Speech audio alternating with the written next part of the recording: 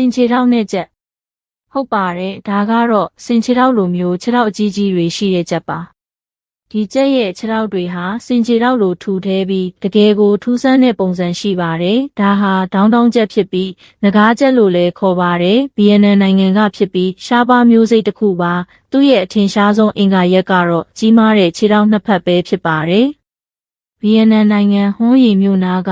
ဒေါင်းတောင်းရွာကနေစတင်ခဲ့တာပါဗီယက်နမ်မှာဒေါင်းတောင်းကြက်ကိုအရေးသွေးမြင့်ကြက်သားအတွက်မွေးမြူကြပါတယ်အထူးသဖြင့်ဗီယက်နမ်နှစ်တစ်ကူလိုမျိုးအထူးပွဲတော်တွေမှာစားသုံးလေးရှိပါတယ်သူတို့ရဲ့ထူထဲတဲ့ခြေထောက်တွေကိုလည်းအထူးဟင်းပွဲအဖြစ်တီးတန့်ချက်ပြုတ်စားသုံးတာတွေရှိပါတယ်ဒီမျိုးစိတ်ဟာသမိုင်းကြောင်းရှည်လျားပါတယ်အရင်တုန်းကဒေါင်းတောင်းကြက်တွေကိုဘရင်မင်းမြတ်တွေနဲ့ယာရုကြီးတဲ့အရာရှိတွေအတွက်သာတီးတန့်ချက်ပြုတ်ကြပြီးတကယ့်ကိုတော်ဝင်စားပွဲတစ်ခုပါဒေါင်းတောင်းချက်တွေဟာသူတို့ရဲ့ထူးခြားတဲ့ပုံမှန်သဏ္ဍာန်နဲ့အလွန်ရှားပါးမှုကြောင့်အလွန်တန်ဖိုးရှိနေစေဖြစ်ပါတယ်။